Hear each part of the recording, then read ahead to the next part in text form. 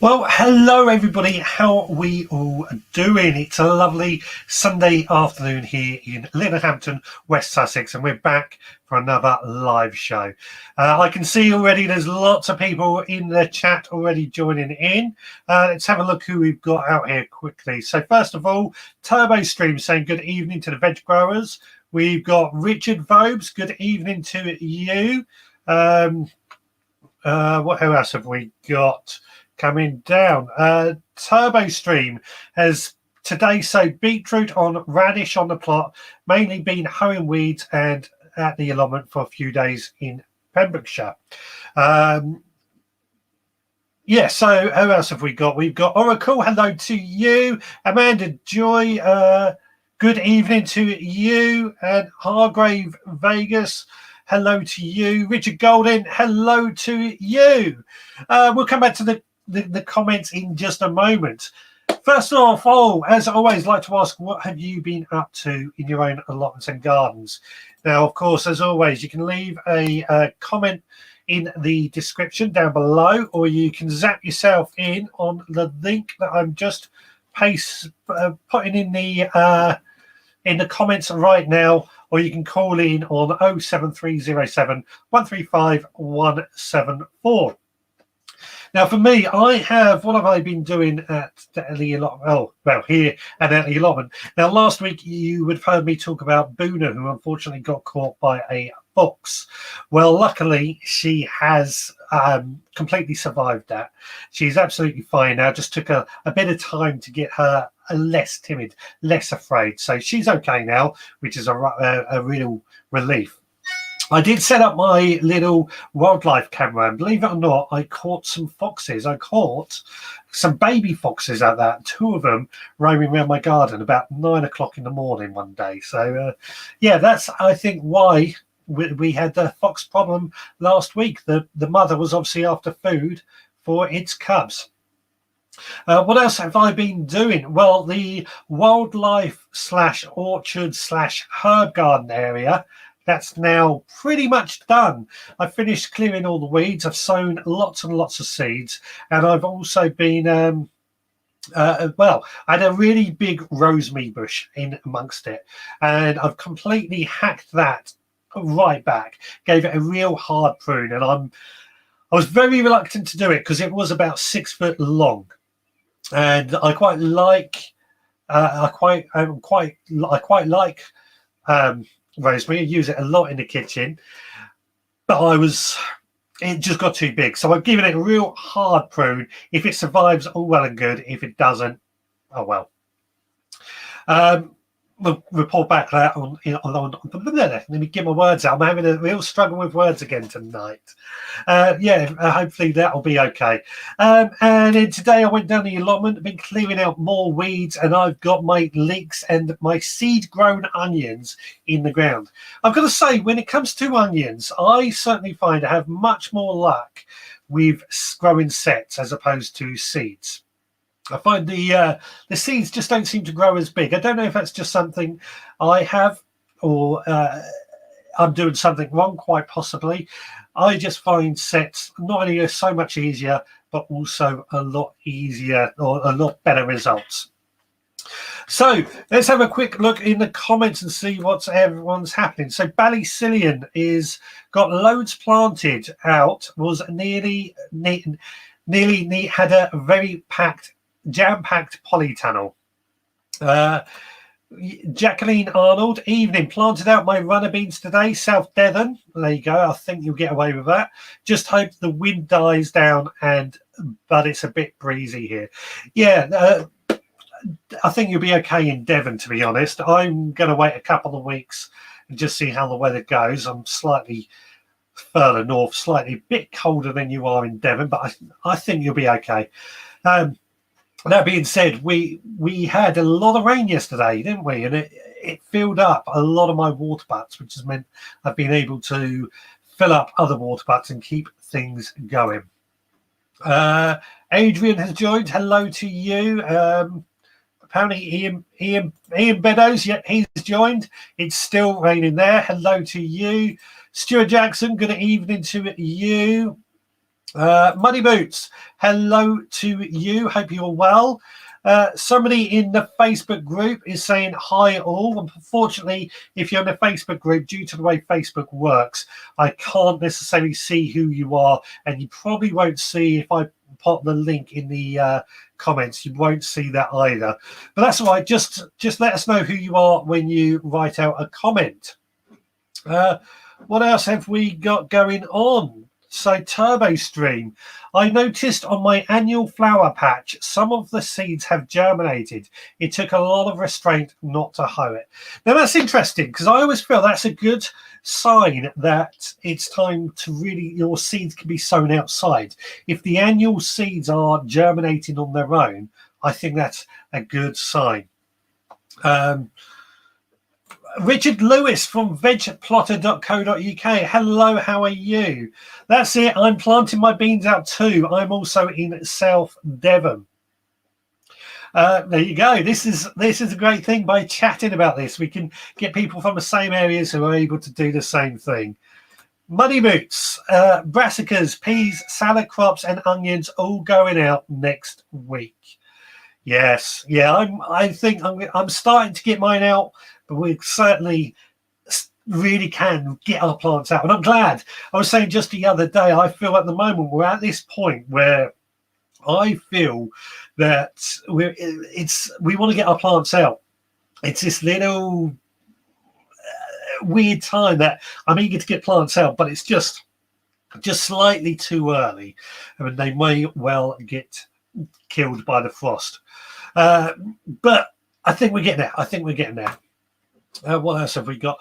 My sheep feeding troughs are full of water. Yes, yeah. Some of my water butts. It's fantastic. And I spent. Richard Vobes actually gave me a rather large one from his dad's place, and that's behind this wall right here. That's almost full up right to the top. So I'm rather pleased with that. So yeah, keep letting us know what you're up to or what you've been doing in your own allotment garden. Now, coming up a little bit later, I've made a rhubarb full, and I've got a little video to share with you on that. We've got a few photos from the audience that have been sent to me either through the Facebook group or by messaging me. But what I want to start this conversation off, as always, I like to have something that starts a conversation off. And what I want to know is, have you ever got more than what you bargained for? Now, this comes from an article. Hang on, why? There we go. That's what I want. An article I found, and it's been doing around. Many of you have probably seen it. And it's a stunned gardening gran accidentally orders delivery of 12 tons of compost. A green-fingered gardening gran is going to need some bigger flower beds after miscalculation resulted in 12 tons of compost being delivered to her doorstep. Jo Edwards, a full-time support worker, decided to fill her extra free time during the first lockdown last year, sprucing up the plot next to her house. As she sought to dig into the allotment plot spots, she realised she needed some compost in order to fill some rose beds she'd made for her grandchildren. After trying to work out how much she needed and factoring the fact that the unit cost was lower for a bigger load, she ordered 3 dumpy bags of compost, expecting to have enough to fill the 3.9 by 1.3 rose beds she had built. However, when the delivery arrived, she was in for a soily surprise as 12 tons of compost were dumped in front of her house. Joe of Lisgard said the amount was certainly a shock and more than she thought she'd receive during the first lockdown. I kept myself busy starting an allotment right next to my house, which was overgrown, and it became a project, said to Grandma, with an uncanny resemblance to TV's Gardener's Charlie Dimmock. Yeah, I can sort of see that. I had some time on my hands. Anyway, you get the idea of what this is saying, don't you? It's let's put this back on me. It's yeah. She ordered some compost, thinking she'll make some nice, fill up her rose beds, and ended up with 12 tons. And this is for me why I've avoided personally ordering that much compost delivered to my house, because I've always thought, yeah, I might get a load delivered at the front of my house, and unless I can pot it straight into my beds, where am I going to pot it? And unless I fill up some extra bags, where am I going to pot even a ton of compost? So I've always avoided it for that reason. But the question, like I said, is have you ever got more than what you bargained for? And yes, I once ordered, what was it now? It was a load of seeds. It was a seed box, and it said it was going to be, I think it was something like £12 a few years back. And he said in this seed box you'll get a load of various seeds. And it ended up that it was a bottle like that big of cabbage seeds, an big envelope full of lettuce seeds, and so on. There was cabbage, lettuce, I think there was carrots, spring onions, basically a lot of sort of salad leaves and brassicas. And it was a great deal, absolutely brilliant deal. But realistically, when you get a bottle like the size of that, full of seeds and cabbage seeds, how many cabbage seeds do you really need? So that's my story of something where I got more than what I bargained for. Let's have a quick look in the comments and see what's going on and what everyone's saying. So Adrian, I think the water table here has returned to the normal as water lying on concrete paths. Yes, I think we definitely needed this load of rain that we've had recently. It certainly, I feel, has made our come to life. They were so dry before this rain, and I think for this next week we're going to have more rain. But before that, they just felt like they were so dry, so hard, and even hoeing my beds was a real difficult thing to do. Something's on the roof there. I don't know if you heard that, but I can hear probably a pigeon or something. We've got a lot of pigeons floating around our garden at the moment. Oracles, I tuned in to see what the show was like and got hooked. Don't like missing, so I got way more than I bargained for with your show. That's very kind of you, Oracle. That's very kind of you. I'm kind of making it up as I go along. By the way, I should say I've had a slight adjustment, and the camera's a bit too low at the moment. I can't get it any higher, which is why you're sort of cutting off the top of my head. What else have we got? Allotment Life. Hello. How are you doing? I've heard you had an unfortunate time in hospital recently, so hope you are well. Nui 99. Good evening to you. Ian Beddoes. Only thing I've got more of are weeds. Yeah. Yes. Well, just count yourself lucky that you don't have couch grass, Ian, because that is an absolute nightmare. What else have we got? Just hope the wife never meets Richard. She had to move the dinner time on the Sunday. Yeah, sorry about that. I've had to do the same with my wife. So there. Richard Lewis, I've had the opposite. I brought vermiculite, expecting a fairly large sack, but it turned out to be only slightly larger than a bag of sugar. Yes. Yeah. Perlite, what's this, 10 litres when full. You think that's going to be a lot? It really isn't. But it goes a long way, to be fair. Allotment Life. I don't bother buying magazines because the free seeds seem to keep repeating themselves. Well, yeah, that is very, very true, which is why with my supporters club membership, the seeds that I send out each month as a gift, I try and make sure they are not the same seeds each month, because I have found that really annoying, especially when you get so many seeds in the magazines. It says get so many cabbage seeds and it's more than what you ever need. Seeds don't go that much out of date. Depends on what seeds it is, and even then it depends on storage. I know with carrot seeds they say a year, but that's very debatable. Nui99 could have used a bottle of cabbage seeds as small as small salad leaves, microgreens. Absolutely, I could have done. I didn't think of that at the time. It's going back many, many, many years ago now. So yeah, I'm back out, mate. Allotment Life. I'm glad to hear you're out of hospital. Very, very pleased to hear that, Allotment Life. I think you had a lot of people worried, but I'm pleased to see you're okay. Stuart Jackson, this is not mine. My sister sowed a whole packet of cabbages, then had to give the cabbages away as they came in all together. Yeah. That is one of my pet hates as well, or something that does happen when we end up with loads and loads of seeds, or we sow a whole load of seeds. Cabbages, how many cabbages do you really need in one go? I try, and it's easy to say this, I try and sow cabbages every couple of months to keep them going throughout the year. Same as cauliflowers as well. How many cauliflowers do you really need? Amanda Joy, I would say this podcast, I started listening in randomly on Spotify. Now I'm part of a wonderful community, and we have the Sunday lives and the podcast to look forward to, and my fab monthly seed parcels. Well, I didn't mean for this to thank you very much for these kind words. I really do appreciate it. I didn't mean for this to be big myself up, but thank you. Allotment Live. Instead of buying magazines, I keep the money to one side. I either buy a decent book or buy seeds of my choice. Absolutely right there, Brian.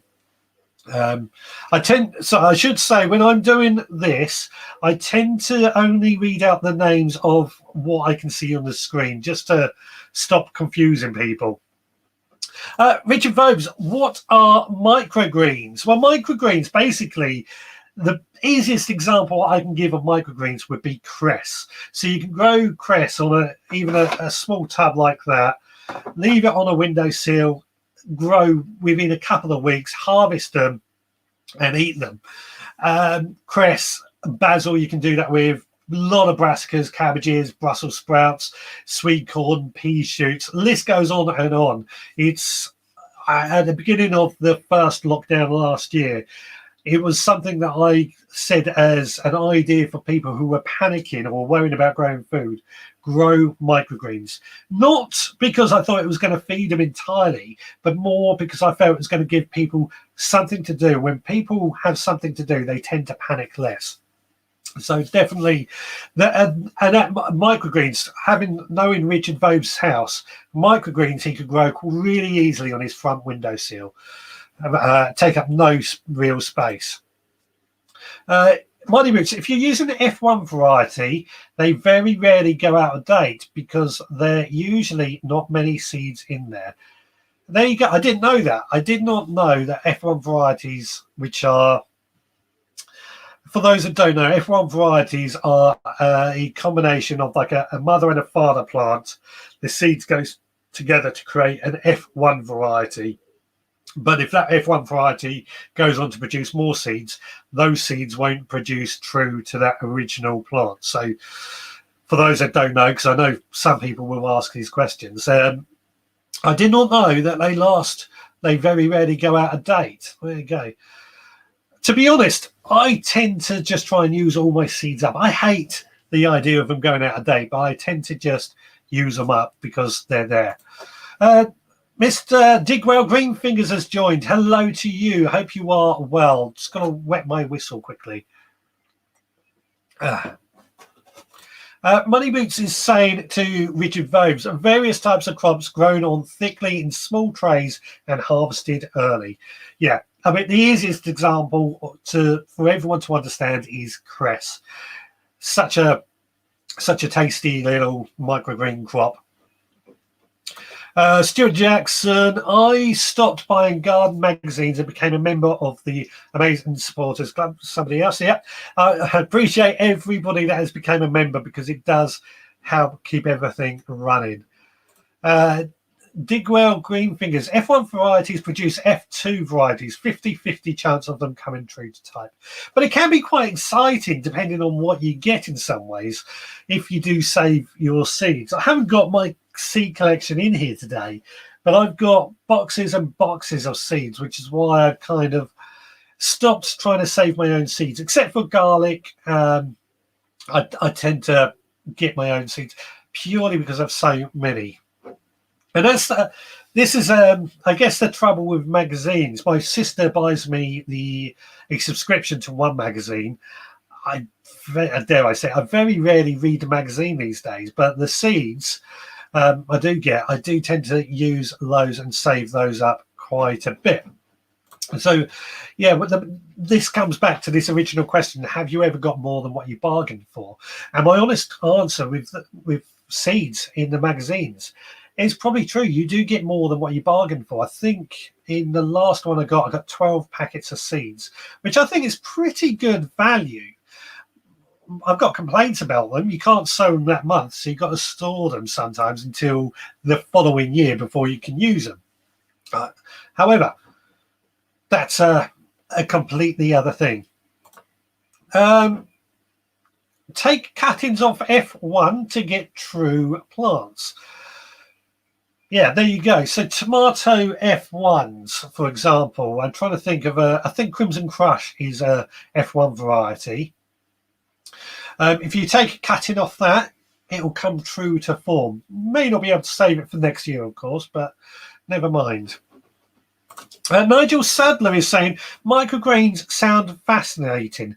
Can many veg be grown that way? Absolutely. And he goes on to say, and eaten. Let's bring this original question up. Absolutely, yes. Microgreens are really fascinating. And like I said, there's cabbages you can use, basil,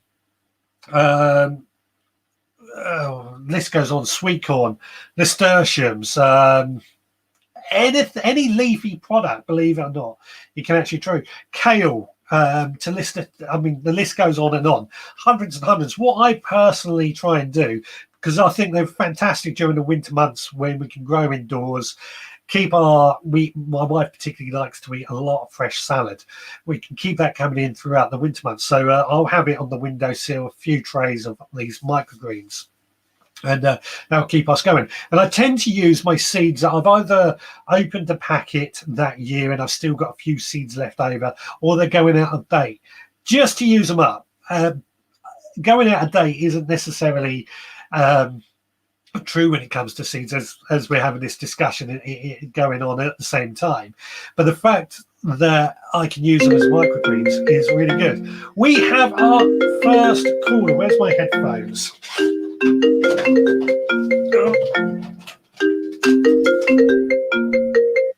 Hello, caller. What's your name and where you're calling from? It's Richard Phobes here. Mr. Phobes. From Worthing. Mr. From Phobes. Worthing. From Worthing. Where's that? That's, I don't know, south of somewhere, north of somewhere else, and east and west of goodness knows where. True, very true. So what can we do for you on this fine evening?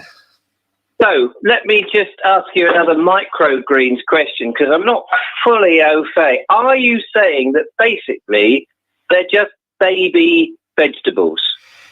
Yes, in summary. Incredibly young vegetables, I would say.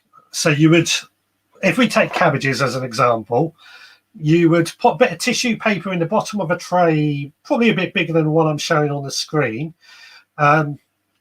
Put some tissue paper on that, scatter the seeds quite thickly on that, and that will germinate. And within about 2 to 3 weeks, you can cut those off with a pair of scissors. And it's almost like a garnish that you would get in a posh restaurant, a garnish on the side of your plate. Oh, I see. So I was imagining by these micro pigs that you can buy, but that really they're just baby pigs. And they call them micro pigs because they're like small, but they actually grow. I thought you meant that if you grow them in shallow trays and stuff, you basically just get stunted plants that once they've grown to their full capacity, they're just stunted because they don't have much root space. But you're not saying that at all. Not really. I mean, that is part of what is going on. You are stunning them from growing too big, but you're basically cutting them off and harvesting them when they've literally just started growing. Oh, I see. So they're more of a garnish than because you were saying about, you know, you'd have if you got one of those bottles full of seeds for cabbages, you're never going to use them, but then you could use them as micro things. So I just assumed that you would have very small cabbages, but you're just saying they're not even up to cabbage shape. They're more like stalks or something. Yeah. If you think of cress, like an egg and cress sandwich, for example, that is exactly what you get. So what would happen to cress if you let it grow? Would it grow into something else? Cress can go on to become something called like land cress, which does become a bit of a bigger plant. Right. I see. So these micro veg is because they're young and what have you. They're much more like cress, you know, very sort of crisp and as you said, nice in a garnish. But presumably you could put them in or with things like omelettes and or on your beans on toast or things like that. Yeah. There's a great range of things we could do. So I use omelettes. I'll mix them into soup as well as a bit of boost in that, a bit more flavour. You grow in microgreen basil. I'll chop that up really nice and small into a bit of olive oil as well. Stir fries would be good, presumably. Yep, stir fries. Pea shoots are actually quite a good one as well. You can use those. So you let the peas sprout and then harvest those when they're about 2-3 inches tall, and you get a taste of peas but grown on your windowsill. Yeah. Oh, right. Oh, brilliant. Thanks very much for clearing that up. Now I've got it in my mind. Yeah, no problem. We'll have to do something with your house for this. Yeah, I'll have to. I don't know if I would want to have them out the front because that's where all the cars and the pollution is, but maybe out the back somewhere. Well, we're probably in your front window. Yeah. Oh, on the inside, you mean? On the inside, yeah. Yeah. Oh, I could do that because I'm going to move my desk so I'd be able to access them and actually remember to water them. Yes, definitely. Brilliant. Great. Thank you very much. Oh, thank you. All the best. Yeah. Take care. Bye-bye. Bye.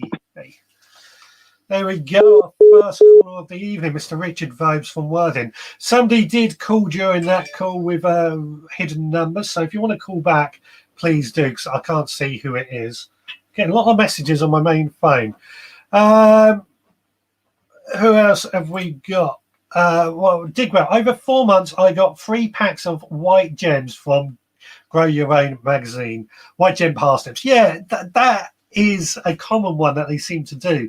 And in fact, I believe there was a lot of people complaining about the selection of seeds this month from, I think it was Grow Your Own magazine. I got an email and basically they gave me a subscription to another magazine for a month because they were the same as last month's seeds. But to be fair to them this time, there has been a lot of problems getting seeds in stock for many companies, and these magazines are probably planned months in advance. Stuart Jackson, I never grew veg until I started listening to this podcast. So yes, I got more than I bargained for. But it's a good thing to have too much of. Well, that is the aim of the Veg Grower podcast. So definitely, it's pleased for that. Nigel Sadler is saying, so not bonsai vegetables. No, they're not bonsai vegetables. Although I think the easiest way to describe it, like I said to Richard, is think of cress, and that's what you get with most microgreens. You could do alfalfa sprouting seeds as well, alfalfa, bean sprouts. If you are very short in space and want to grow stuff on your windowsill. I've done all that. It's a lot of work. I found, but worth it. Microgreens are great for sandwiches. Yeah, grow great in sandwiches. And they also go great in, as I said, soups. If I make a really nice soup, I just take a handful of microgreens and drop that into the center. Adds a bit of crunch to the soup as well. Question: do you need running water to grow cress in a pond outside? For land cress, you don't need running water. Watercress, you don't necessarily need running water either. I've just sent watercress out in this month's seed gift pack. And all you got to do with watercress is just ensure that it never dries out and it stays very moist. What I tend to do with pots of watercress is I'll pot them in a washing up bowl, and I've drilled a little hole into the bottom of that washing up bowl. Then when I water into that washing up bowl every morning, and that water will just slowly trickle out throughout the day, and I can reuse that water catch it into a watering can. And that's how I tend to grow watercress. I've got to admit, growing from seeds is quite difficult. The easiest way I found to grow watercress was by buying a bag of watercress from a supermarket, taking a piece of it, sticking it in some water until it grew some roots. You should grow some microgreens on the shelf with the growing lights. Yes, I probably will do. At the moment, they're obviously taken up with all the seedlings and stuff that I've got growing here, but definitely something I could do. What else have we got here? Adrian, I have a variety called Aqua without running water. Yeah, it doesn't necessarily need running water, just needs a lot of water. And he's saying to me, I complained to the supplier and was told the retail magazine in the shops get 10 packs of seeds for junior issues, but a subscription max got 6 packets. Oh, this is from Digwell. Sorry. Yes.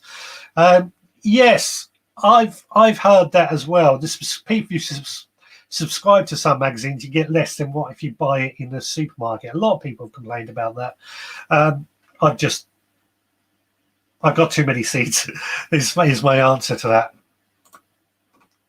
There we go. What's Digwell saying? Of which are too late to sow this? Yeah, you are right. My annoyance with those seed sowing packets or the packets from the magazines is that they can't be sown that month. And this is why I built the supporters club around, is that I can sow those seeds that very month.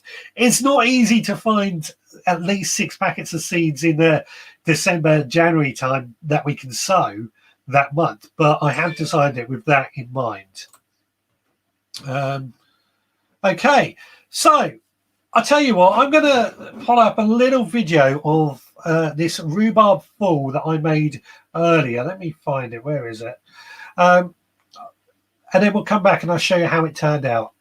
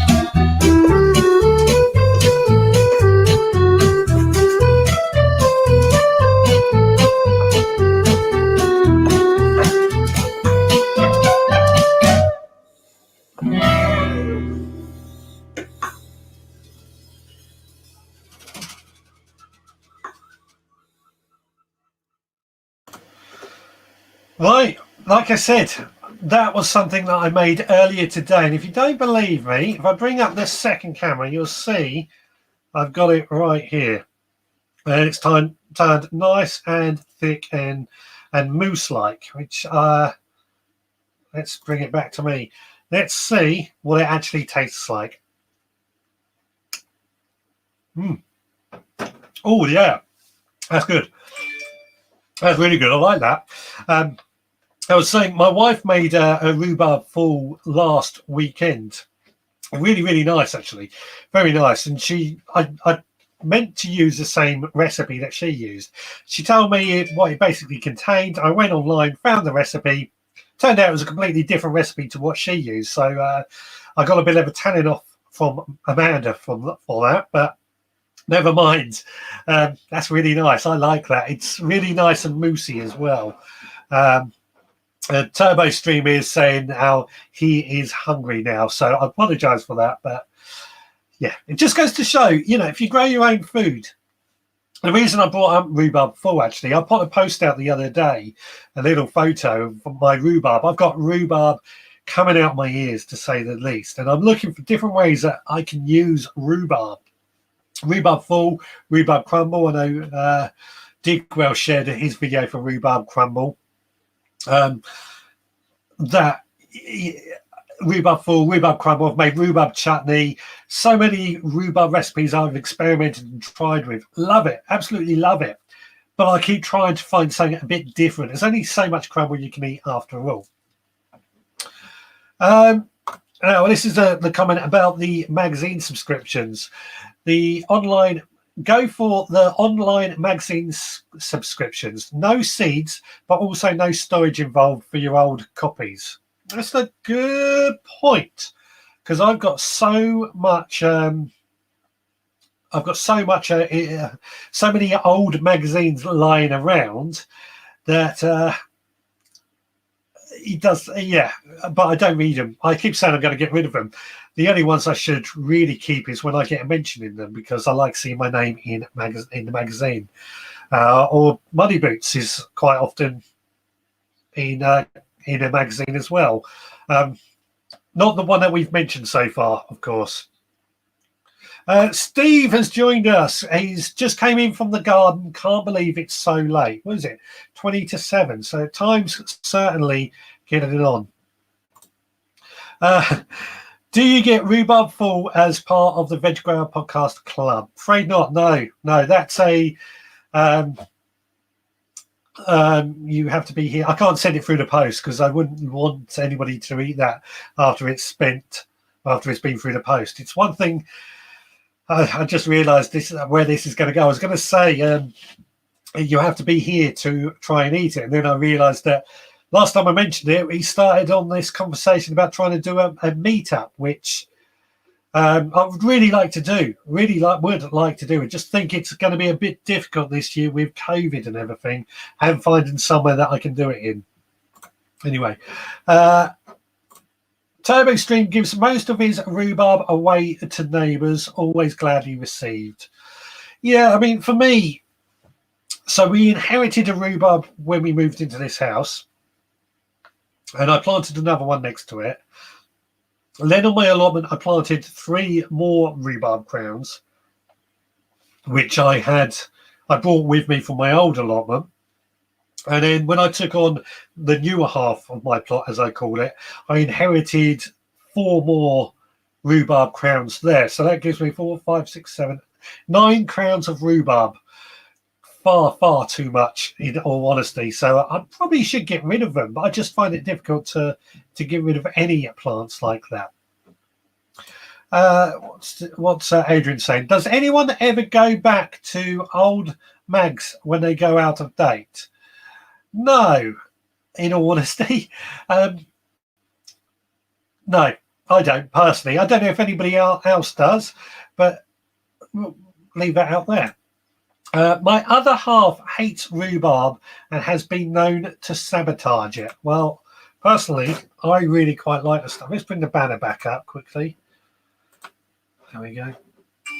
I really like the stuff, so I'm going to eat a bit more of it. Mm. Mm-mm. I really should be eating while trying to talk on camera today, but I don't care. It's really, really tasty, that stuff.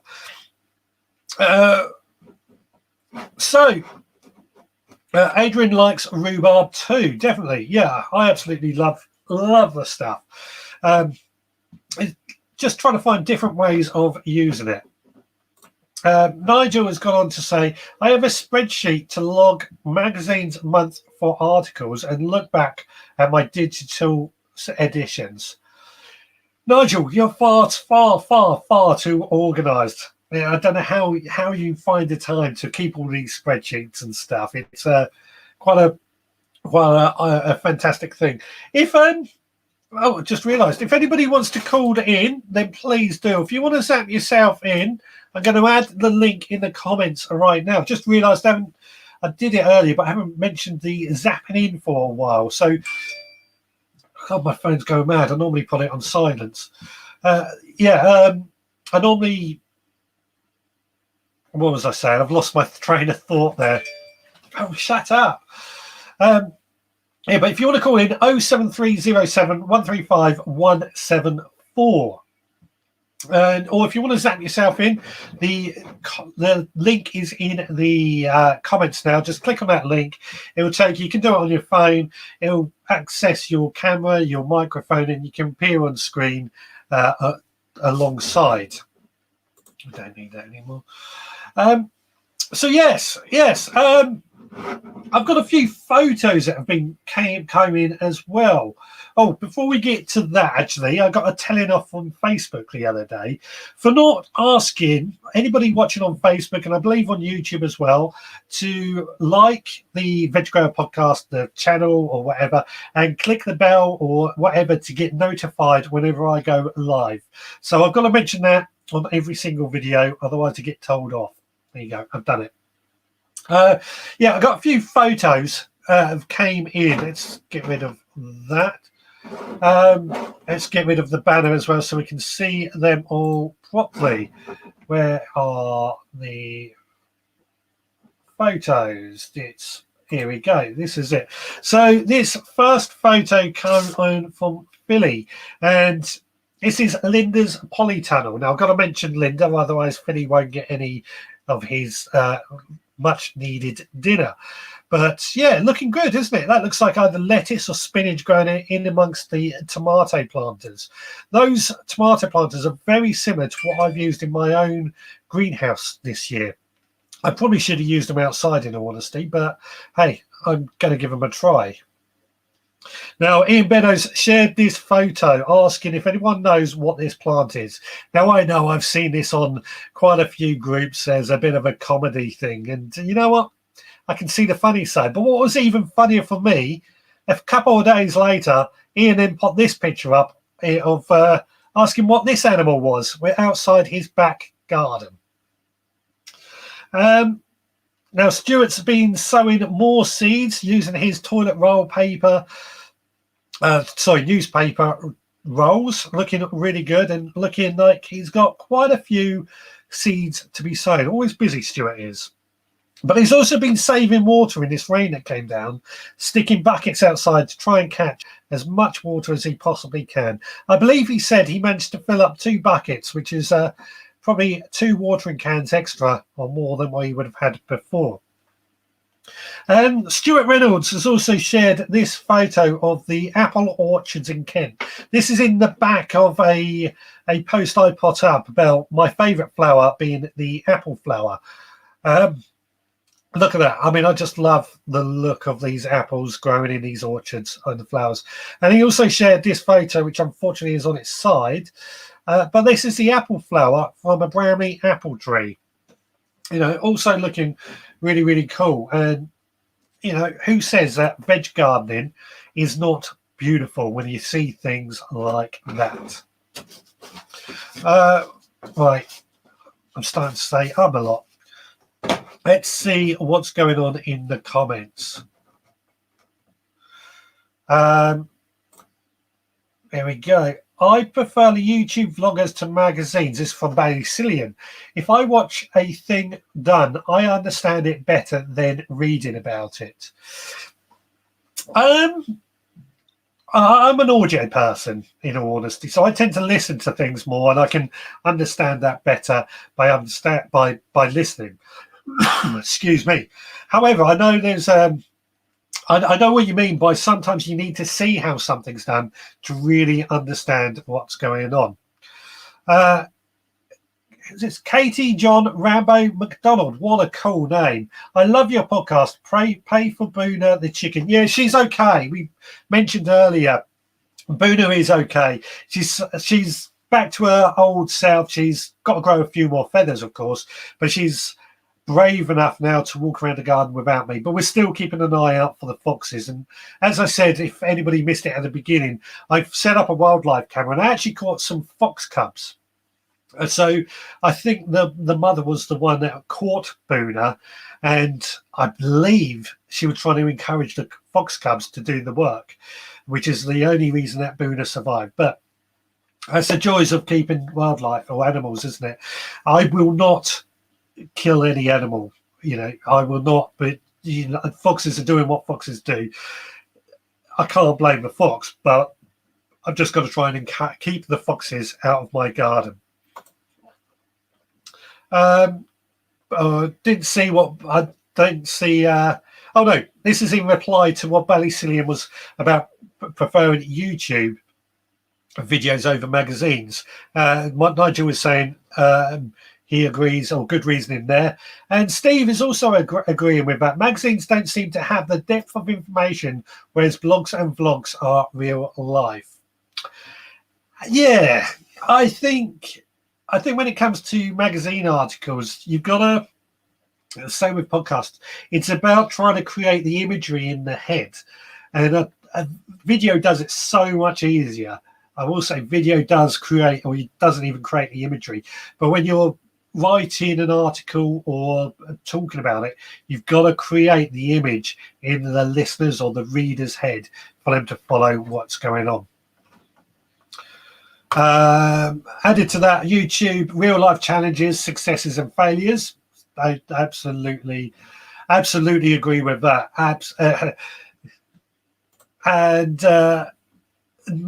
Nigel, this has started a really good conversation, actually. Nothing ever goes wrong in magazines. It is kind of true.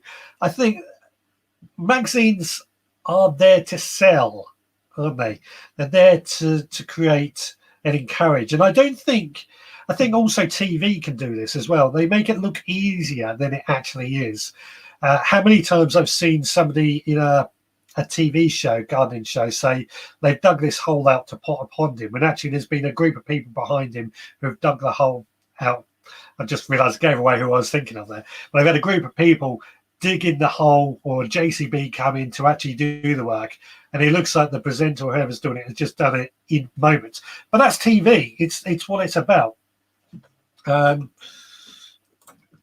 So yeah, I think I don't want to bash magazines. They do what they are there for. But nowadays, with the likes that we have out there, the media we are able to access, and the different ways we are able to pull across our views, we've definitely grown into a much more knowledgeable people. And Stuart's came up with the exact right answer. We learn by our gardening mistakes. Have I asked that question before? What has been your biggest gardening mistake that you've learned from? That might be one I should do if I haven't done it before, one I could do in the future. Again, it's magazines, isn't it?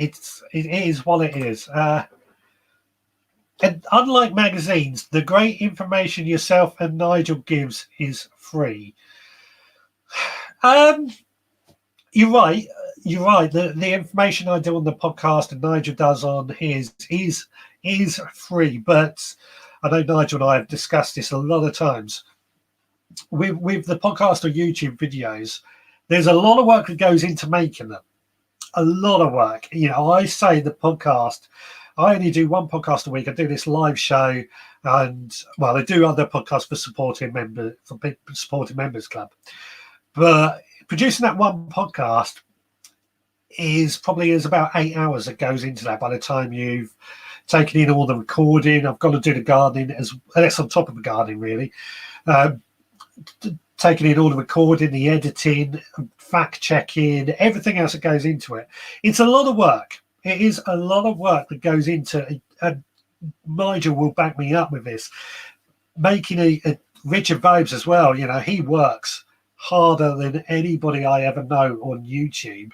No offense to anybody else. He's out there every day making a video. That 10-minute video is 8 hours work for him every day. It may be free. It may well be free to the end user, which is what we like about YouTube. But at the same time, it is a lot of work for the people creating the content. And that's where YouTube with the adverts as I think, I'm going to say this. I think YouTube with the adverts has encouraged people to pop their videos on YouTube to earn a few extra quid from it, which has meant that this information is out there for free. There you go. That's the point I'm trying to make. Yeah. My mistakes is easy. Comfrey and horseradish that took the place over was hard work to get under control again. This is from Ballycillian. Absolutely.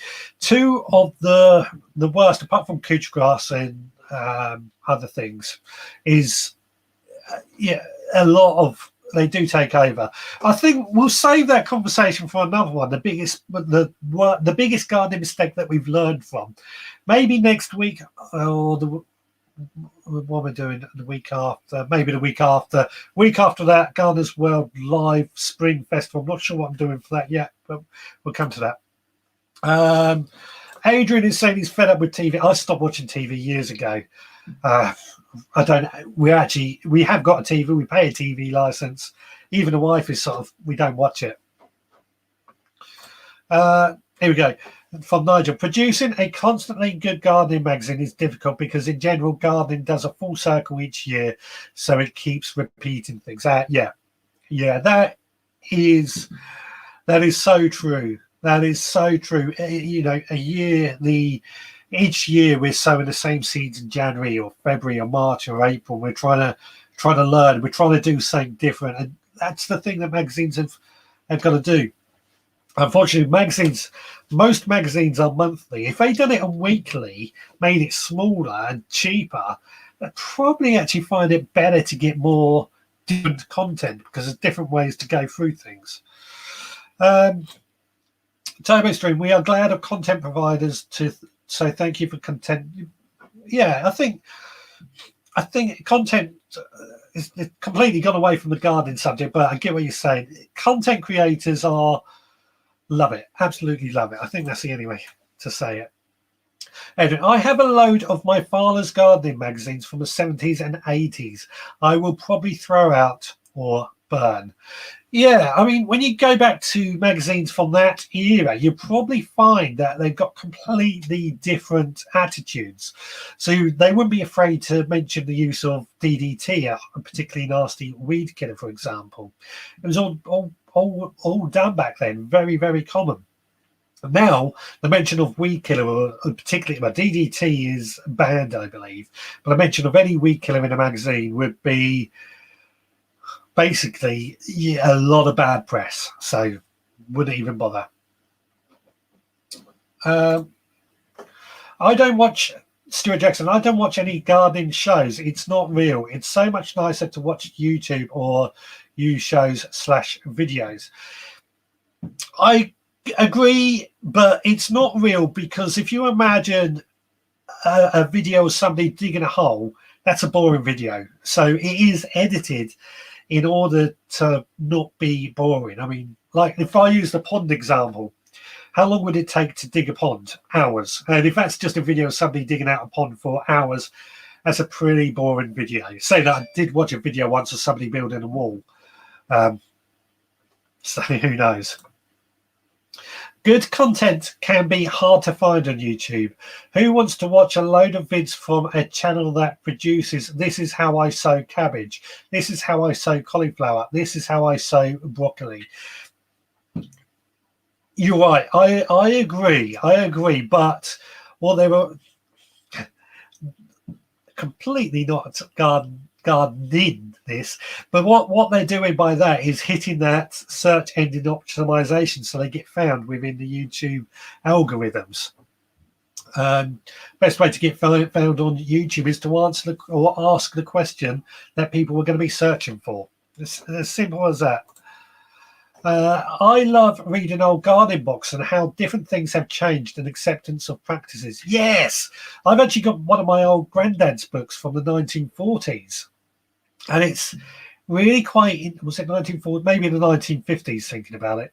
It is really quite interesting. Like, it recommends sprinkling soot around on your vegetable patch as and a huge range of different things that were used. We're going to go a bit longer tonight. We're going to go a bit longer. We seem to be doing off on one tonight, so we're doing well.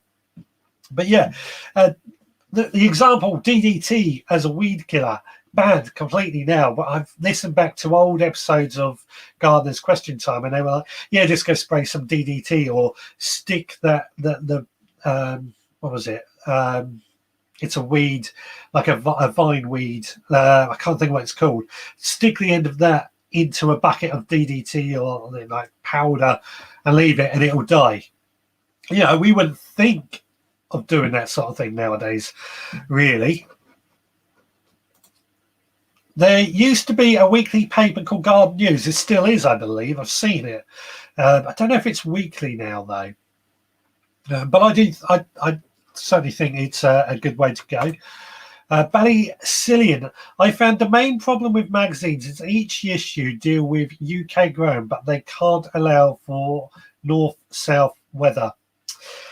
Yes, that's actually something that I personally do have a battle with in my podcasts and even this show. I can only say what I do based on my conditions, my weather, my soil, my million and one other things. I've never gardened, let's say, up in Scotland. I've never gardened there, so I can't say you need to get them out at this time or that time. I can only go based on experience of people in that area. And I think that's the same with magazines. It's, unless you've travelled all over the country gardening, you don't know how necessarily it is to deal with various different conditions. And I think that's a great thing. That's a good thing, because we all learn how to garden within our own gardens. Apparently, I took the words right out of Digwell Greenfinger's face. Let's have a quick look. Hello, caller. What's your name and where are you calling from? I'm calling from Midhurst in West Sussex, and my name is Kevin Hall. Mr. Cole, how are you today? I'm all right, sir. How are you? Yeah, very well, thank you. What can we do for you on this fine evening? We've been holding off on planting our runner beans because of the frosts, etc. Do you think it's safe yet for us to plant our runner beans? And because they're just going, we've got them all in the greenhouse ready to go. They're just growing like mad. Right, I'm going to say you want to wait at least another week and just keep an eye on the weather. I will be probably doing mine over this next week and then get them out within the next week or two. So you're probably going to be looking around within the next week or two. But don't take them straight from your greenhouse and put them straight outside. You need to get them used to being outside first. Ah, right, okay, yeah, because we were just going to plant them straight up. So what would we just stand them outside and leave them outside, or do we have to put them back into the greenhouse at night time? Yeah, basically pull them out during the day, bring them back in at night, and leave them out a bit later every day if you can. I know that's not easy in many people's cases, but especially now I'm back at work. Especially now I'm back at work.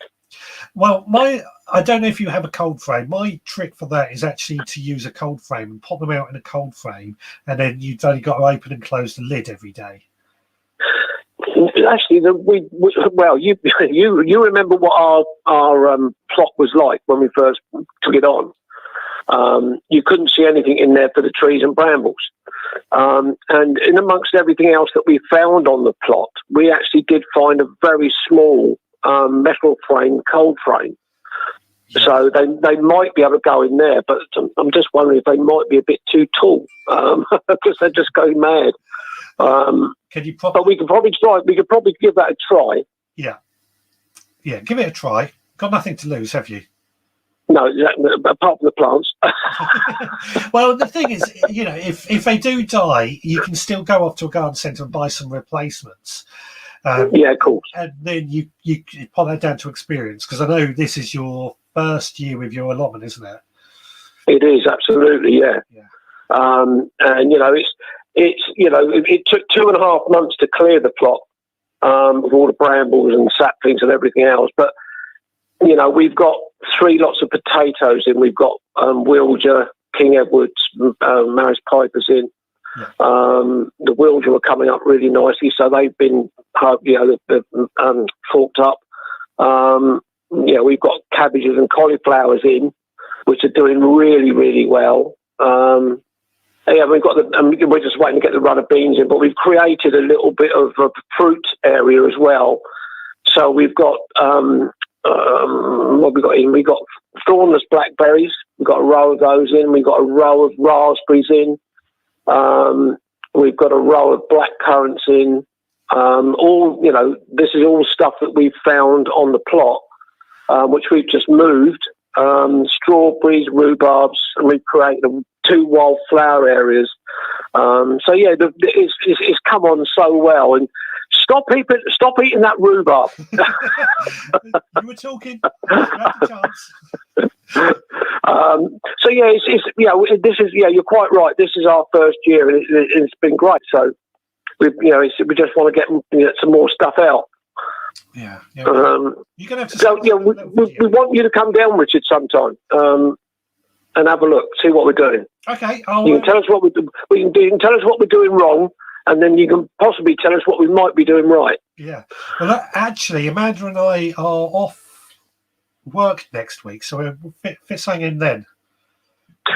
I'll have to let you. Probably towards the latter part of the week might be better, because I'm starting a little outside decorating job tomorrow. But depends on the weather, of course. They're sort of saying sunshine and showers by the end of the week. Yeah. So it might be that I may not be at work on probably Friday if we're going to get this rain that they're talking about. Yeah. So you'd be more than welcome to pop over then.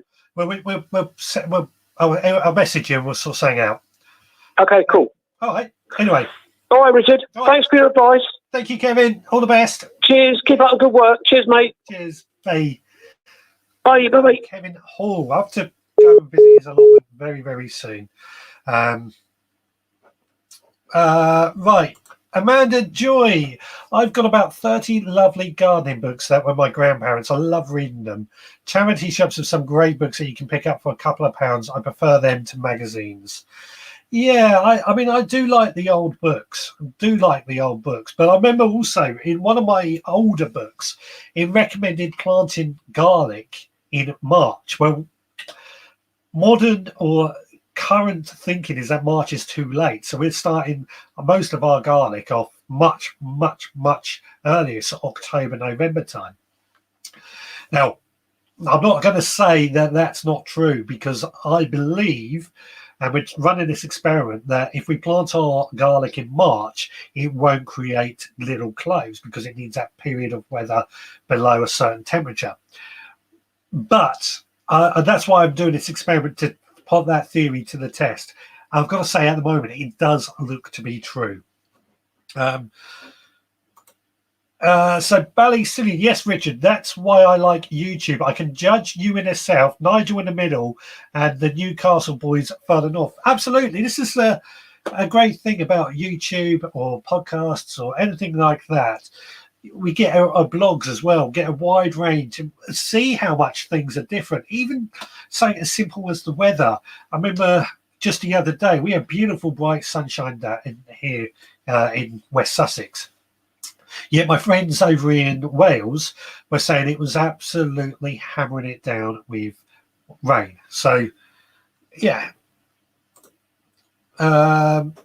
Books are, I think, another thing that it is considered a crime to throw out books, but they must go out of date. Yeah, I know Richard Bobes was here earlier, who sort of said, I know he can't get rid of books. I do prefer, and I'm going to get a lot of hate for this, I prefer my books now in digital form, my Kindle, just purely because I can take that little one pad around with me, and I've got all my books on there. I mean, I do have proper books. I've got mainly the ones that get signed, really.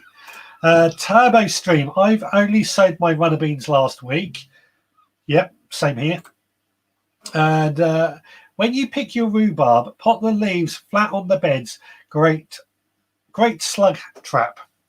Yeah, I know people used to say to pot the leaves underneath the rhubarb to stop weeds coming back as well. I tried that and it started killing my rhubarb off, so I quickly removed those leaves and didn't try that again. But as a slug trap, yeah, I can see that working. Go back to Jeff Hamilton books. They are very modern thinking. Yeah, I don't quite remember. I got to admit, I don't remember Jeff Hamilton being on the TV. I didn't really watch it, did I? But I hear a lot of good things about him. I'm going to have to go back and see if we can find some old videos or copies of Gardener's World when he was in it, because a lot of people do talk about him. Adrian is saying YouTube broadcasts are more honest than the TV. Again, this comes down to making things for TV. It's an editing process. In many cases, I mean, there's a lot of smoke and mirrors that goes on with TV. I will say that. So, that one area of the garden that they're filming in looks pristine, but the rest of it will probably be a bit of a mess, for example. But it is all down to it's making a TV program. Or as Richard Vobes, again, he's worked in TV, so he'll tell me this. They're making a TV program about gardening. They're not gardening for the TV, if that makes a lot of sense. They just or how he said it to me. Yeah, how he said it to me is that you're not just gardening and the camera happens to be there. If you're making a video, you're making a video, and gardening is the subject, and gardening is almost secondary to making a video. I think that's making a lot of sense. If not, let me know in the comments. Turbo Stream is saying, my gardening Bible is by Jeff Hamilton. I bought after he died, full of information. Well, my gardening Bible, and this is going to have to be, I'm going to have to write these ideas down for future subjects.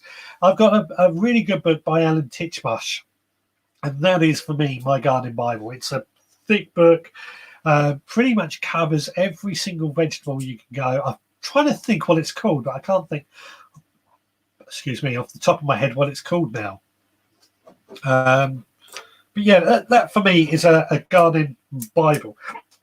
I'm going to write that down because that is going to be a future subject. Gardening Bibles or gardening books. What do you have that you recommend? By the way, if you want to know, I'm trying to do this little thing that about 9 o'clock on Sunday mornings. I put a little video up on Facebook or Instagram where basically I'm just sat here, camera's going, 30-second video saying that the subject matter that I'm thinking of discussing on the show that day is going up. So next Sunday, if you have any ideas beforehand, please do message me with ideas. But if you want to find out what the subject is going to be and want to bring stuff in to prepare for it, that's where to find out what it's going to be. That's Facebook, YouTube. I'll try and figure out a way to get it on Twitter as well. YouTube, a 30-second video, I don't think will go down quite well. I could do it, I suppose. Right, what have we got? Have I said this one? But it's showing my age, but got into gardening watching Percy Thrower. He was brilliant on Gardener's World. Yeah, way before my time, I'm afraid to say. Digwell Greenfingers. I wrote my own gardening Bible. What works for me works for me. Yeah, Yeah, that is so true. And this comes back, I think, to what we were saying earlier, that, when we're gardening, we can only really talk about how we garden in our own gardens. I firmly do believe that, because every garden has different soils, different microclimates, so many different things that it just doesn't quite come into it. Right. Please do call in 07307 135 174. I think we're going to go for about another 20 minutes. So you got an hour and a half today, just because why not? I'm on call, actually, so I'm half expecting my phone to go off. Or you can zap yourself in. I'll add the comments in the links. Hopefully, I'm not keeping anybody away from their dinner or stuff, because we seem to be getting a real good conversation going on here. Allotment Life, Brian. My wife has no value of books. She threw most of my gardening books out when we moved to our present property last June. Yeah. That's why I prefer the Kindle. You can't throw, unless you throw out the Kindle, but even then you've got it stored digitally. But that's one of the things I love about digital, and the fact it's so easy to keep a store of all the books and uses less space. I'm just changed just as I hit that. I remember Percy Thrower. YouTube's do stories. I don't use Facebook or Instagram. I thought we had somebody zap himself in, but he just disappeared. We'll see if he comes back. Digwell, I gotta go, guys. My salad is getting warm. Take care, buddy. I was afraid I was going to keep people away from their dinner. So you take care, and we'll see you again next week. Margaret Peacock, Jeff Alberton had a twin brother. The brother got really fed up with being mistaken for Jeff. People used to keep stopping him in the street and asking him for his advice. He said that in the end, he had to tell everyone to cut it down to the ground, and then it would either recover or you would get one or it'll get a new one. There you go. Sorry. I've got a tiny little screen. It's a bit difficult to read that. So there you go. Yeah, I have heard that story before. I'm just going to get my other headphones on in case this guy is going to be ready to... Oh, he looks like he is. Hello, my friend. How are you? I'm doing well, Rich. How are you? Yeah, good, thank you. My headphones aren't plugged in. I thought they were. So I just spent all that time changing headphones over to find out they weren't plugged in. Hopefully there's not an echo. We'll see what everyone says. I think it's okay. Oh, good, good. How are you doing, my friend? I'm doing all right, yeah. Haven't done much today. Picked out a little bit. I had to do some flowers for somebody, but I've also picked out a load of kohlrabi because I thought, well, let's just put them on the table and see if people will buy them. Yeah. Because I sold the whole how packet. Is your plant sales going? Really well. Yeah. 24 quid today. And when you think it's rained half the day, it's not too bad. Yeah. But they're asking for veg now, and so I'm not having to grow more veg, which is great. Yeah.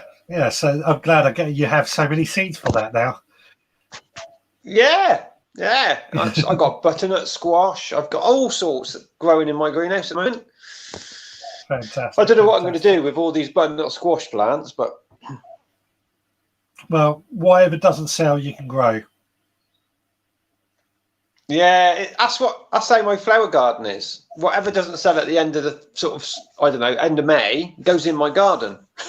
So yeah, that's how But I've put in kohlrabi, cabbage, broad beans, French beans. You'd be so proud of me, this veg gardening lot, because I'm getting quite good at it. You're going to share a picture or something, or even a little video, and we'll see how your veg garden is. Yeah, looking. I will. I'll do your video next week. That'd be lovely. Yeah, the trouble is, it's getting the time now. Like last year, I had every day, this because I was only going to work twice a week. Like now I'm going to work 5 days a week. It's hard. Yeah. Tell me about it. Yeah. Anyway, what did you zap yourself in for? Well, talk about this Jeff Hamilton. You've got to get one of his books. Yeah. Yes, he's very old school, but he was on Gardener's World back in the 80s, I think, before Alan Titchmarsh. I think there was one between Titchmarsh and him. But he was talking organic. He was talking no pesticides. But even back then, he was, It's not as wild as the guy with the long hair. Bob Flowerdew. Bob, yeah, not as wild as him. He doesn't pee in his compost bin and stuff like that. But his ideas are, if you said it now, if you come across tonight and said this is how you're going to do it, it would be innovation. But he was doing it 35 years ago. He's been dead 20 years, Yeah. But his brother took on his garden, so it's still there. It's well worth a visit. I will search the book out. Because it's not mine; it's my dad's. And then I'll take a picture of it and send it to you. But it's definitely a bloke worth investigating. Put it that way. Okay. Well, I think next week's subject, because this seems to be quite a popular one, we're going to discuss gardening Bibles, gardening books that everyone swears by. So everyone's got an idea now what we can do next week. So get your books out ready. Send your photos in. Yeah, that's a good idea. It is, because everybody, you were probably brought up with Titchmarsh, were you? Titchmarsh was on Gardener's World when you were younger, or when you started. Yeah, but I didn't really watch TV even as a youngster, so yeah. I got nothing against Alan at all. No, Alan does it. He's really good, and I think he did a program last year which his wife filmed. I don't know if you've seen any of that. I saw one episode. Was quite good because it was more like a YouTube video than a television program. You had the mistakes in it. You had, what I mean. It's really good. Yeah. I only saw one episode. I actually spoke about it on the podcast, and I meant to watch more. You did, but I didn't. This TV. Honestly, TV just for me is just like two opposites that don't attract. I can't sit down and watch TV. But what I saw of it, I did like. But there was one presenter, I think we discussed this at the time, who turned around and said, "Well, this bed was 80 quid or something, so I bought two of them." Cheap as tip. Yeah, really cheap, he said, yeah. Yeah, I don't know about your raised beds, but mine cost me absolutely nothing. Yeah, mine cost a few quid, but they're built to my specifications, and I know they're going to last for years. Yeah, well, I will have to replace mine, but the half of mine is an old sandpit. It's the size of an old sandpit, so... I will eventually buy some decent wood or even sleepers or something to replace it when it needs replacing. But I needed it faster than, like you did with your shed. You needed to get the wood now rather than in 6 months' time. You didn't have sort of time to wait. Well, you had to wait, but that's another story. That's another. Yeah. So have you been at an allotment today then? Been down the allotment today, done some weeding, got my leeks and onions in, so all looking good. Just for me at the moment, it's just this horrible time when I feel like the weeds are growing like mad on the allotment, but it's still just slightly too early to plant anything out. I feel we're just sort of on the precipice or something, and I want to get stuff in the ground, but I also know if I do, there's a good chance they'll die. Yeah, I've been really canny. I was given the clotch. I probably put a picture on it. So I put anything that's a bit end of the clotch, and I just chuck some more fleece over the top and pin it on. Yeah. So I've used that as a sort of coal frame. So that'll give me 3 cold frames in the greenhouse. It's great. But the garden's getting further and further up. Then it started off right down the bottom of the garden. It's gradually creeping up, the veg garden. Excellent. That's what I like to hear. Yeah, just don't tell the wife. She hasn't noticed yet. It's your garden. Too busy decorating. Yeah, that's the trouble. It's our garden. You have the same problem, Rich. It's you've got to use it. You barbecue, so you've got to leave some space for when you have people around and stuff. So I've got to be a bit careful. Yeah. Anyway, you're right. Yeah, you got to just stay on the right side of the other half. That's all. Absolutely. Anyway, so you'll be visiting gardens this week, will you? Have you got a week off? Not this week. The following week. It's Amanda's birthday. Probably won't. I want to get. It's the ideal time for gardening, so I'll probably be cracking on and getting stuff down on the allotment. But it's Amanda's birthday, so. But the end of the month, Gardeners World Spring Fair, which I'm really looking forward to. That should be good. Yes, that's the first one of the year. It sounds wicked, doesn't it? At end of May, and it's the first one of the year. We really should be at Malvern today. Yeah. This would have been Malvern weekend. Yeah.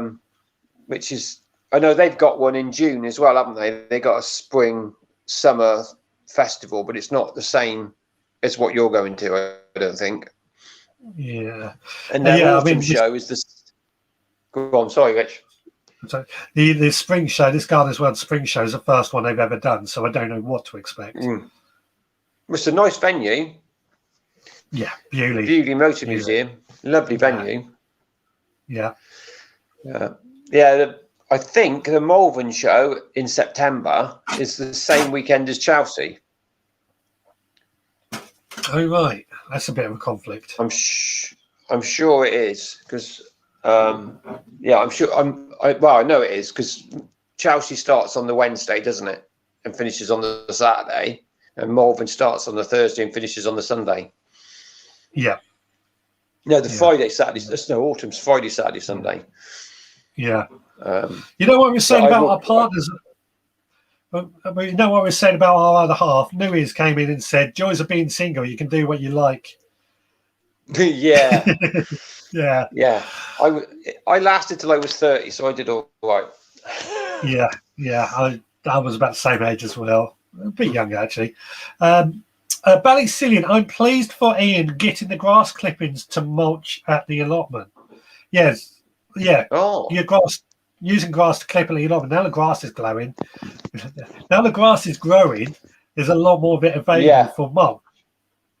And Adrian has said, I'm pleased for my sheep as the grass is growing. Yeah, definitely growing. Although a lot of people are doing no mow May, where they're not mowing the lawn throughout May. No, definitely mowing my lawn. Yeah. If I don't mow the lawn, it will die because of all the rain bad. It's really, really wet and horrible down one side. So because my garden slopes away, so that where the greenhouse is, there's always a puddle. Yeah. So, but I get it right. Yeah. Anyway, I better let you get crack on because otherwise you'll be late for your tea and then you'll be in the doghouse. Yeah, I've had my tea, but yeah, we're going to wrap up in 5 minutes anyway. So, lucky thank you so much for zapping in, Stuart. All right then, mate. All right, you take care. I'll speak to you next week. See you soon. Cheers. Take care. Get him off there. I mean that nicely. Just noticing the delay is getting longer and longer when we have these conversations. Turbo Stream, I'm trying No Mow May this year. I've heard quite a few people say they're trying No Mow May. Personally, I like the idea because the idea is you don't mow the lawn, you let the grass get long, and then wildlife has somewhere to go. But I couldn't do it in all honesty, purely because, well, let me rephrase. I've got a small area that I'm not mowing around where my pots are. I'm fine with that, but I couldn't do it for a whole month because our grass gets incredibly long and my chickens will chomp on it anyway. So there we go. Right, we got 4 minutes to go, so I'm going to start closing this down and getting ready to call. If you do want to call in for the last couple of minutes, 07307 135 174, or if you want to zap yourself in, I'll add the link in the comments. What have we got coming up on the podcast this week? Well, this week I'm sharing how I go about growing sweet corn. As a few people have asked for a few ideas on that and how to grow it. It's pretty easy to grow sweet corn, isn't it? But there's a few things you've got to remember to do with sweet corn, such as planting it in a cube as opposed to lines. That's coming up on Monday's podcast. I've had no questions unless there's some of the emails come in on our voicemail service. So anybody has a question that or a tip or anything that they can leave a voicemail for, go to the veggrowpodcast.co.uk, use the voicemail service, leave it, and I can play that into the podcast on Monday. So just before we close up, Adrian is saying April was the driest, May must be the wettest. There we go. Yeah, I mean, April was incredibly dry. May is so far has been incredibly wet, but we normally do get May showers, don't we? And even June, when Wimbledon goes on, we get a lot of showers. So yeah. Turbo stream. We have more than we bargained for tonight with an extra half hour. You did. I didn't actually plan on doing that. That's just the way it went. But you know what? I quite enjoyed it. The conversation was there. Just before you close down, Richard, I just want to say I really enjoyed the show. Thank you. I've really enjoyed it as well. I do really enjoy these shows. The fact that we get to sit around effectively and have a chat amongst ourselves about gardening. And that's what I love about this show is doing it. And I know that's my own thing, but I love it, really do. Mine is a new lawn, so no good for it from Dewey. Yeah, new lawn, you've got to mow it. I know what you're saying. Adrian, yes, Turbo Stream, very good too. Thank you. Thank you very much. David P, just want to say I appreciate your efforts from a fan in the Pacific Northwest, Seattle, USA. Well, thank you so much. I appreciate you letting us know all that great feedback. And it's lovely to hear from you as well. Stuart Jackson, what happens to the wildlife after May if they lay eggs on you? Yes, absolutely right. Will you mow over them in June? I think that's a fair point with this no mow May. But you know what? It's something that people are doing, and I think it's a valid thing. Anyway, we've gone well into overtime. It's now just 29 minutes past 7 here in the UK. We've got a USA person joining us.